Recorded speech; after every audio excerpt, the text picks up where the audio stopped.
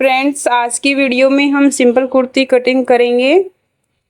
Simple kurti cutting करने के लिए सबसे पहले हमें ये देखना है कि हमारी कुर्ती में फैब्रिक कितना लगेगा। इसके लिए हमें हमारे मेज़रमेंट में जो सबसे ज़्यादा मेज़रमेंट है, जो सबसे ब्रॉड हमारा मेज़रमेंट रहेगा, उसका 4th पार्ट करेंगे और उसमें 2 या 2.5 इंच एक्स्ट्रा ले लेंगे। मेरे पास हिप का मेज़रमेंट सबसे ब्रॉड मेज़रमेंट है, जो 40 इंच रहेगा। 40 का चौथाई भाग करेंगे और उसमें 2 या 2.5 इंच एक्स्ट्रा ले लेंगे। यहाँ मुझे मिला है 12.5 इंच। सबसे पहले एक सीधी लाइन लगा देंगे, उसके बाद 12.5 इंच पे कन्नी को छोड़कर 12.5 इंच पे एक सीधी लाइन बना देंगे।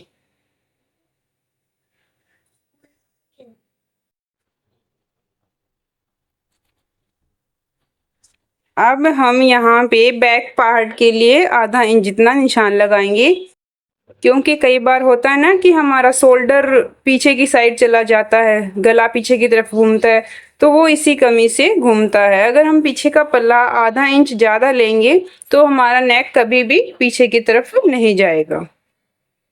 अगर आपका भी गला घूमकर पीछे की तरफ जाता है तो आप पीछे वाले पल्ले को हमेशा आधा इंच ज़्यादा ही कट करें।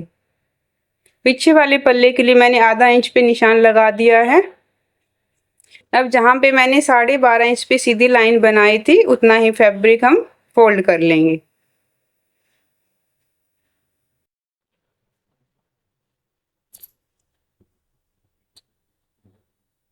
सबसे पहले हम नेक ब्रॉड के लिए निशान लगाएंगे। जितना भी हमारा चेस्ट आ रहा है, चेस्ट को 12 से भाग करेंगे। यहाँ मेरा चेस्ट 35 इंच है, 35 को 12 से भाग करेंगे तो 3 इंच से थोड़ा सा कम आएगा। जितना भी आपका चेस्ट है उसको 12 से भाग करोगे, जितना भी आपका आंसर आएगा उतना ही आपका नेक ब्रॉड लेना है। यहाँ मेरा 3 इंच से थोड़ा सा कम आएगा। उसके बाद हम शोल्डर का निशान लगाएंगे। शोल्डर को 2 से भाग करेंगे। मेरा शोल्डर 15 इंच है, तो यहाँ से 7.25 पे 7.5 इंच पे निशान लगा दूंगी। आपका जितना भी शोल्डर है उसको आधा करना है, क्योंकि हमारा फैब्रिक 2 फोल्ड में है। जितना भी शोल्डर है उसको 2 से भाग करके यहाँ निशान लगाएंगे। जितना भी आपका शोल्डर आ रहा है उतने इंच पे आप निशान लगा दोगे।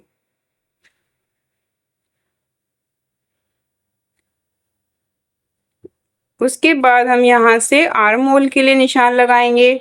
आर्म होल हम नेक के डीप के अकॉर्डिंग लगाते हैं। यहाँ पे मैंने नेक का डीप 6 और 7 इंच लिया है। फ्रंट के लिए 6 इंच और बैक के लिए 7 इंच रखूँगी। आर्म होल राउंड के लिए चेस्ट को 6 से भाग करेंगे और इसमें 1 इंच प्लस कर देंगे। अगर आप आर्म होल फिक्स पहनते हैं तो इसमें आधा इंच जितना ही प्लस करेंगे। जितना निशान हमने शोल्डर के लिए लगाया था उतना ही निशान हम यहाँ पर लगाएंगे। 7.5 इंच पे हमने शोल्डर का निशान लगाया था, 7.5 इंच पर ही यहाँ लगाएंगे। उसके बाद शोल्डर से अपेक्स पॉइंट का निशान लगाएंगे, जो मेरा 10.5 इंच पे था। इसमें आधा इंच प्लस करेंगे, क्योंकि ये हमारा आधा इंच ऊपर की सिलाई में जाएगा। एक निशान लोअर चेस्ट पे लगाएंगे। उसके बाद एक निशान हम कमर पे लगाएंगे और एक निशान हम हिप लाइन के लिए लगाएंगे। आपका मेजरमेंट जितना भी आ रहा है आप उसी के हिसाब से निशान लगाएं। उसके बाद इन लाइंस को सीधा मिला लेंगे। अगर आपको मेजरमेंट नहीं लेना आता है तो मेजरमेंट के लिए मैंने एक वीडियो पहले से अपलोड कर दी है, आप पहले उसे देख लें। जहाँ जहाँ हमने निशान लगाए हैं उन लाइंस को सीधे में मिला लेना है।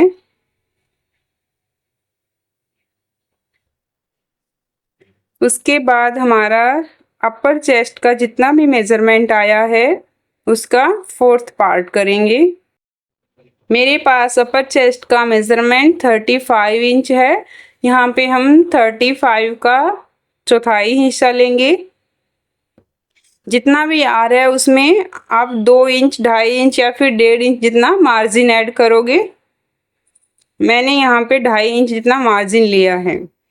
सबसे पहले अपर चेस्ट का चौथाई भाग करेंगे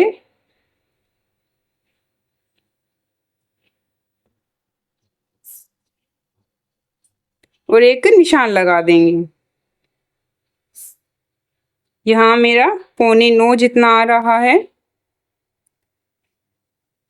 और इसके बाद मैंने यहाँ पे मार्जिन के लिए 2.5 इंच जितना एक्स्ट्रा लिया है। आप अपने अकॉर्डिंग कितना भी रख सकते हैं, 1.5 इंच, 2 इंच या फिर 2.5 इंच। उसके बाद मैंने चेस्ट लाइन पे निशान लगाया है। चेस्ट लाइन का 4th हिस्सा करना है और मार्जिन ऐड कर देना है। उसके बाद मैंने लोअर चेस्ट पे एक निशान लगाया है। मेरा लोअर चेस्ट और कमर दोनों का मेजरमेंट सेम रहेगा। आपका जितना भी नाप आ रहा है उसका चौथाई भाग लेंगे और उसमें मार्जिन के लिए 2 या 2.5 इंच प्लस कर देंगे। एक निशान मैं फिटिंग वाला लगा रही हूँ और दूसरा मैं मार्जिन के लिए लगा रही हूँ। उसके बाद हिप लाइन के ऊपर आपका जितना भी हिप राउंड आ रहा है उसका चौथाई भाग लेना है और यहाँ से आपको 1.5 इंच इतना मार्जिन के लिए रखना है। आप यहाँ भी 1 या 1.5 इंच रख सकते हो। मैंने यहाँ पे 1.5 इंच मार्जिन के लिए रखा है।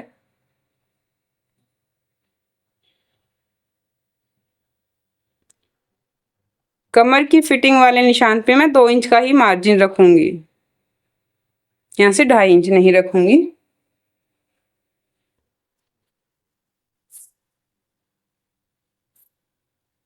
अब सभी निशान को आपस में मिला देना है।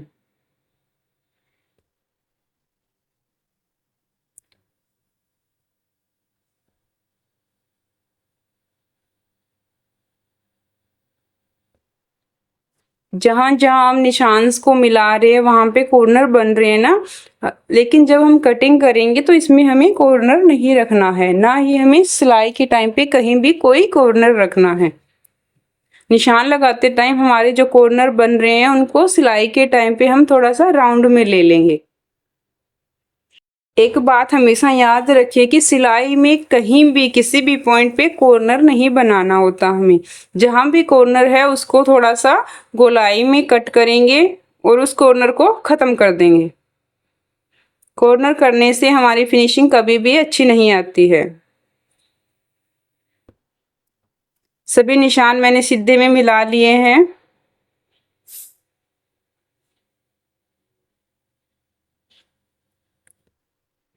अब एक निशान में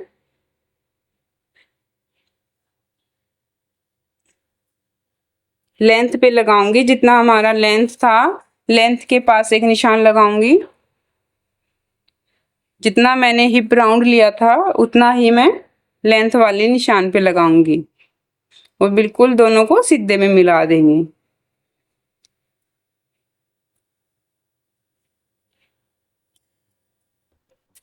आपकी जितनी भी लेंथ है लेंथ के लिए एक निशान लगाएंगे और सिलाई का मार्जिन प्लस कर देंगे। आप जितना भी फैब्रिक सिलाई में फोल्ड करना चाहते हो उतना आप प्लस कर दोगे।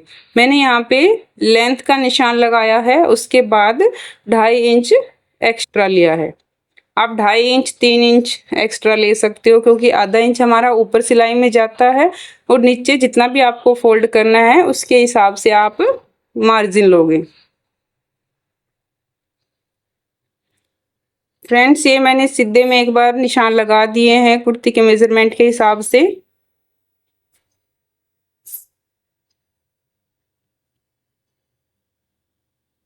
अब हम आर्म होल और शोल्डर के लिए निशान लगाएंगे। सबसे पहले हम फ्रंट नेक के लिए निशान लगाएंगे। फ्रंट नेक मैंने यहाँ पे 6 इंच लिया है। 6 इंच पे एक निशान लगा देंगे उसके बाद जितना हमने नेक ब्रोड लिया था उतना ही निशान नीचे लगा देंगे। दोनों को आपस में सीधा मिला देंगे।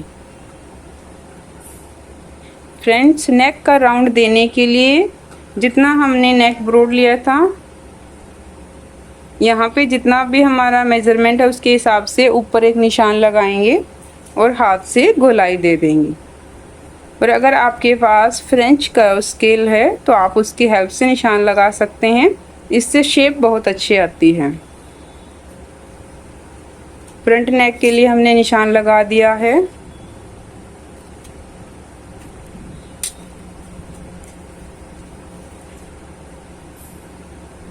अब हम आर्म होल के लिए निशान लगाएंगे। दोनों लाइंस को सीधे में मिलाएंगे।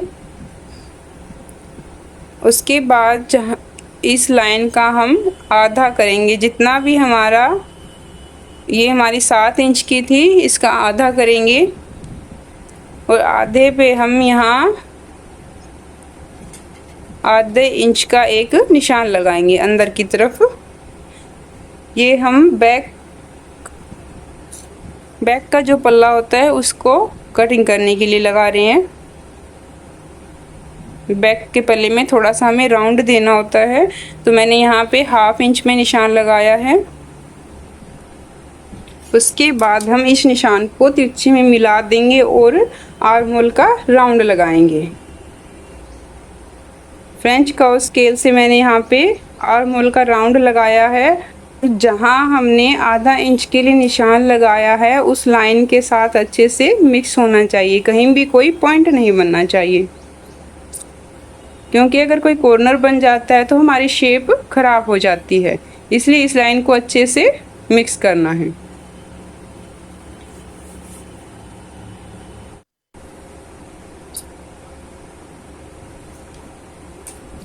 उसके बाद हम फ्रंट वाले पल्ले की चटाई के लिए निशान लगाएंगे, जो हम 1 इंच तक अंदर जाकर लगाएंगे। इसी जगह हम 1 इंच तक अंदर जाएंगे, लाइन को सीधा खींच देंगे। ये लाइन जहाँ भी जाती है वहाँ तक इसको जाने दे सकते हैं, इसका कोई रूल नहीं है। हमें निशान के साथ बिल्कुल सीधा मिलाना होता है और उसके बाद हम आर्म होल का राउंड लगा देंगे।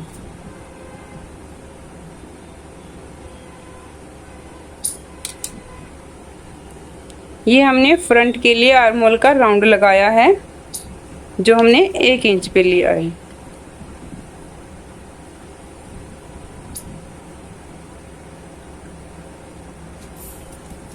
उसके बाद हमें बैक नेक के लिए निशान लगाना है।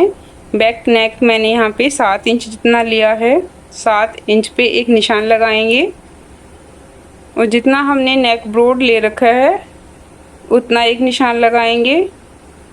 दोनों निशान को सीधे में मिला देंगे।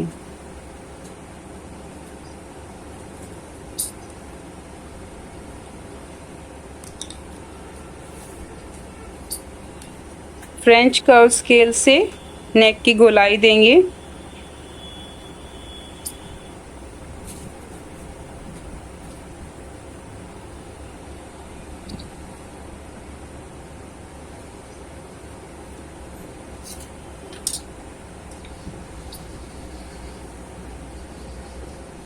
फ्रेंड्स, ये हमारी सिंपल कुर्ती के लिए निशान लगकर तैयार हो गए हैं। अब हमें बैक पल्ले की कटाई करनी होती है, तो बैक पल्ला हम हमेशा आधा इंच एक्स्ट्रा ही रखते हैं, तो उसके लिए मैंने आधा इंच जितना एक्स्ट्रा लिया है और एक निशान लगा देंगे। मैंने ये लाइन पहले से लगा कर रखी थी। आपको पहले फ्रंट वाले पल्ले की कटिंग करनी है और उसके बाद बैक पल्ले को आधा इंच बढ़ाकर कटिंग करना है। पीछे वाला पल्ला हमें आधा इंच जितना ऊपर करके ही कट करना है। ये हमारा फ्रंट के पल्ले के लिए रहेगा, जो बैक वाले से आधा इंच कम रहेगा। फ्रेंड्स, ये हमारा फ्रंट के लिए पल्ला रहेगा, यहाँ से, और ये हमारा बाहर वाली लाइन बैक के लिए रहेगा।